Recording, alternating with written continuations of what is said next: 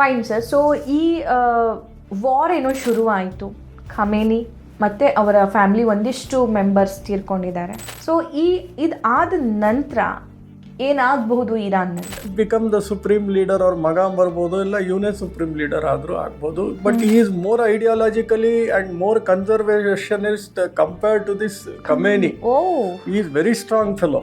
So ಇವನ್ ಬಂದರೂ ಬರ್ಬೋದು. ಇಲ್ಲ ಅಂದರೆ if it is too down, if these Americans and Israelis see that ಈ ಒಂದು ಅವ್ರಿಗೇನಂದರೆ ಅಲ್ಲಿ ಎಷ್ಟು ತೊಂದರೆ ಮಾಡ್ತೀವೋ ಜನ ದಂಗೆ ಇದ್ದರೆ ನಮಗೆ ಆ ರೆಜಿಮ್ ಚೇಂಜ್ ಮಾಡಬೇಕಾದ್ರೆ ಅಲ್ಲಿರೋ ಜನನೇ ಚೇಂಜ್ ಮಾಡಬೇಕು. ಬೇರೆ ದೇಶದವ್ರು ಒಳಗಡೆ ಹೋಗಿ ರೆಜಿಮ್ ಚೇಂಜ್ ಮಾಡಬೇಕು ಅಂದರೆ you should send an army inside. You cannot sit in aeroplane and you cannot change a regime. ಗೊತ್ತಾಯ್ತಾ? ಸೊ ಅಲ್ಲಿರೋ ಜನಗಳೇ ಚೇಂಜ್ ಮಾಡಿದ್ರೆ that is a different thing. That regime may be little strong and the country may remove. ಅಂದರೆ ಇವಾಗ ಬಾಂಗ್ಲಾದೇಶ್ ನೋಡಿದ್ರಿ, ಗಲಾಟೆ ಆಯಿತು.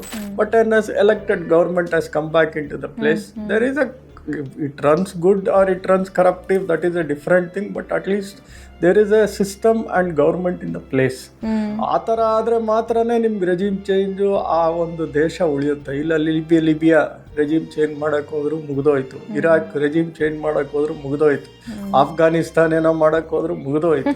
So ಇದೇ ಥರನೇ ಮುಗಿಸ್ಕೊಂಡು ಹೋಗ್ತಾರೆ ಹೊತ್ತು ಆ ದೇಶ ಯಾವತ್ತೂ ಉದ್ಧಾರ ಆಗಲ್ಲ.